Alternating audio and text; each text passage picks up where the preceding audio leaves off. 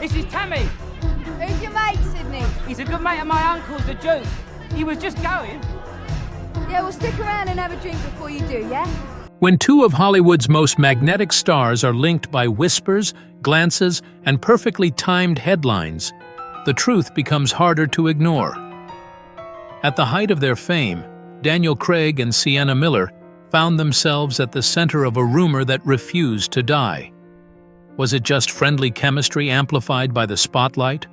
Or did something far more personal unfold behind closed doors? In this video, we peel back the timelines, the public moments, and the quiet contradictions to ask the question fans still debate today. Did Daniel Craig and Sienna Miller really have a secret affair? Or was Hollywood simply hungry for a scandal? Join us in this video to know what really happened between them. Jude Law and Sienna Miller's story began in 2003 under the bright lights of a film set when their paths crossed during the making of Alfie, a modern remake of a beloved 1960s classic. At the time, Jude was already carrying the emotional weight of a difficult divorce from Sadie Frost, his wife of several years. The separation was messy and public, yet none of it slowed what followed. Almost overnight, Jude and Sienna became Hollywood's most photographed couple, young, stylish, and seemingly unstoppable. By the end of 2004, their whirlwind romance reached a new height with an engagement that felt like a fairy tale. To the outside world, everything looked flawless. But perfection, especially under constant scrutiny, rarely survives untested.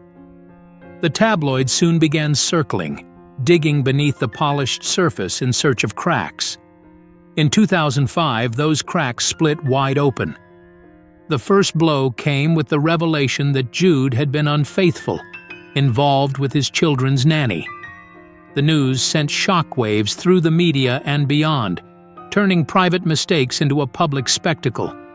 For Sienna, the betrayal was devastating.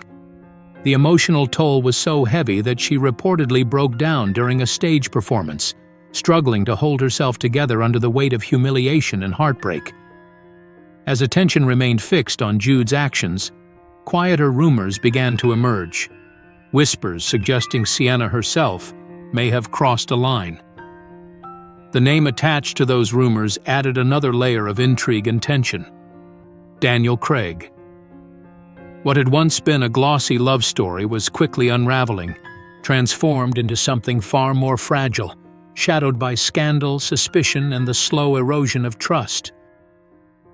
Sienna Miller's name became further entangled in controversy when attention turned to her connection with Daniel Craig, her co-star from the 2004 crime thriller Layer Cake. Their on-screen chemistry quickly sparked off-screen speculation, and rumors of a possible romance began circulating almost as soon as the film wrapped. What might have remained harmless gossip escalated dramatically when a British tabloid published the transcript of a voicemail allegedly left by Sienna for Craig, a message that seemed to suggest secrecy and divided loyalties.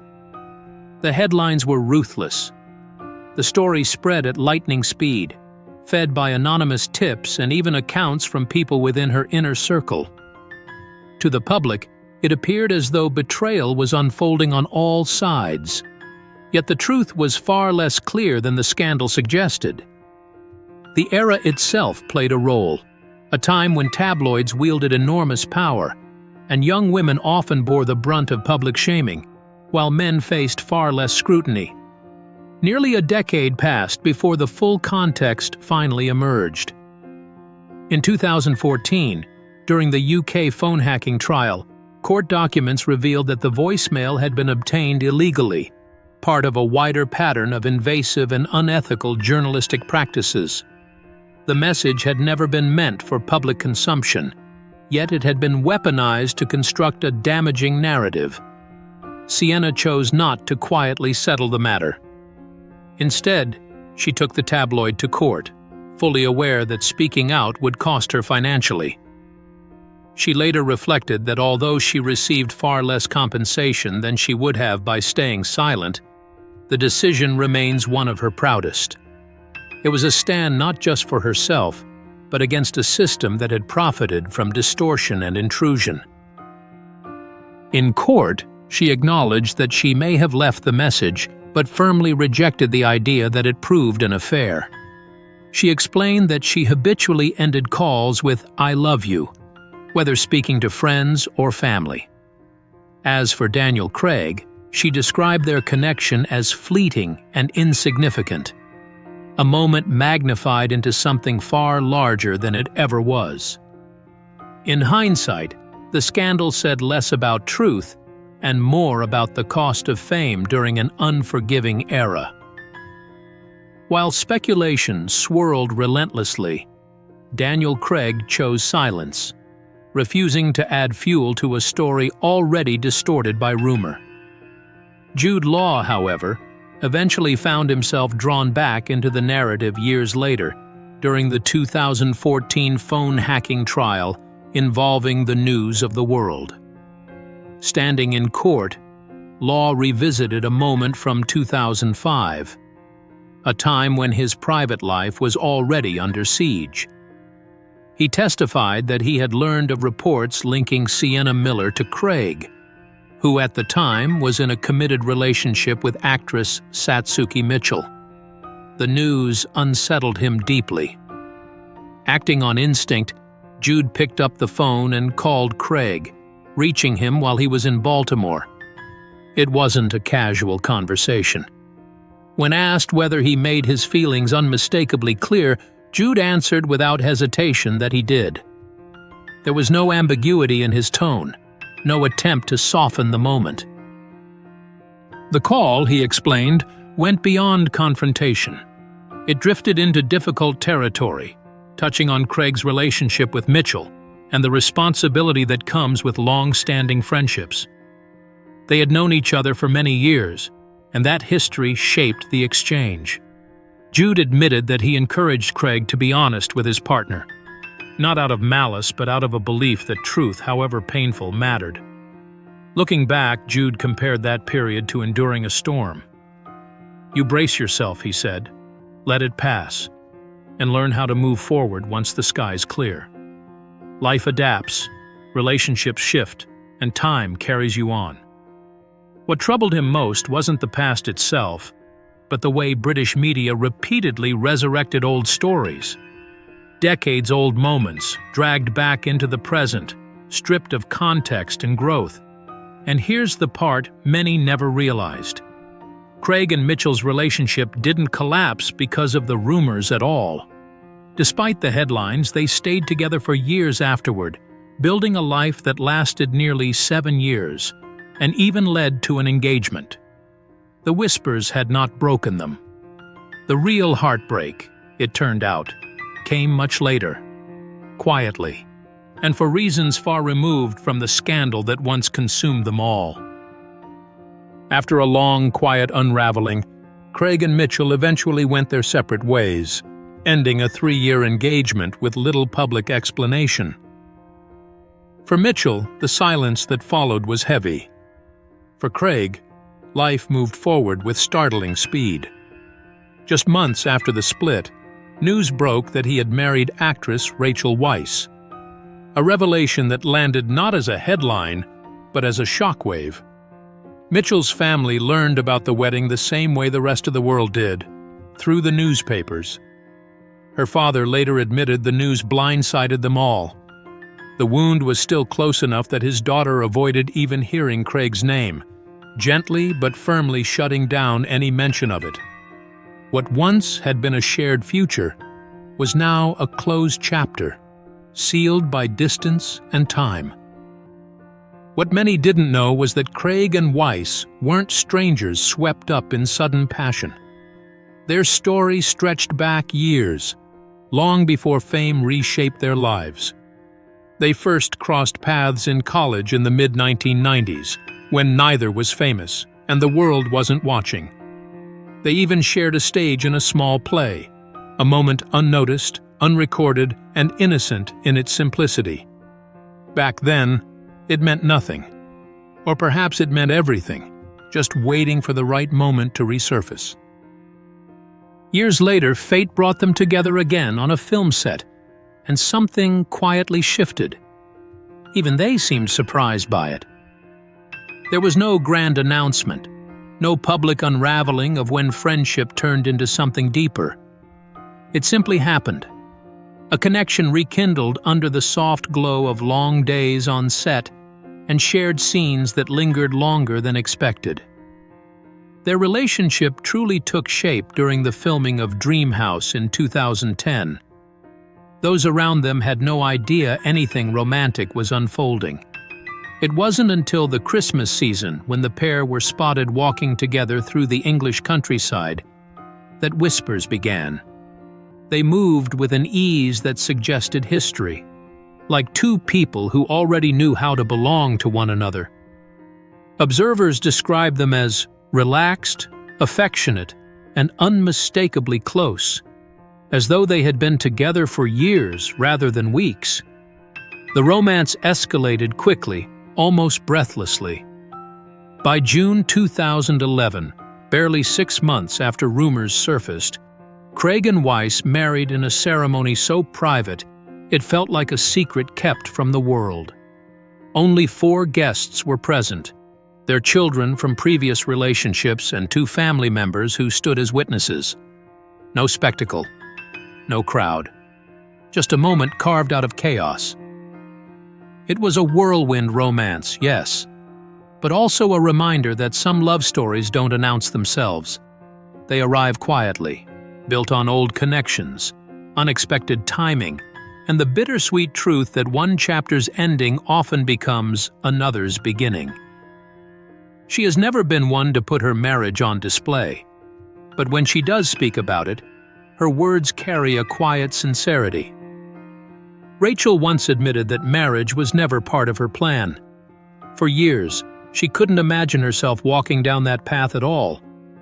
Romantic comedies never resonated with her, and the idea of settling into a conventional love story felt distant, almost unreal. And yet, life surprised her. Love arrived gently, without ceremony or expectation. And before she knew it, she found herself married, not out of ambition, but out of happiness discovered at the right moment in her life. With time came a deeper sense of grounding. She later reflected on that shift with calm confidence, saying she wears her wedding ring with pride, not as a symbol of possession, but of belonging. There was no dramatic declaration, just the quiet acceptance of a bond that felt solid and earned. It was a mature love, shaped by experience, loss, and the lessons that come from living fully before choosing to share a life. When Rachel has offered glimpses into their world together, the picture is strikingly simple and warm. Their days are filled with shared passions, long conversations about films they admire, evenings spent at the theater, and thoughtful discussions afterward about what moved them.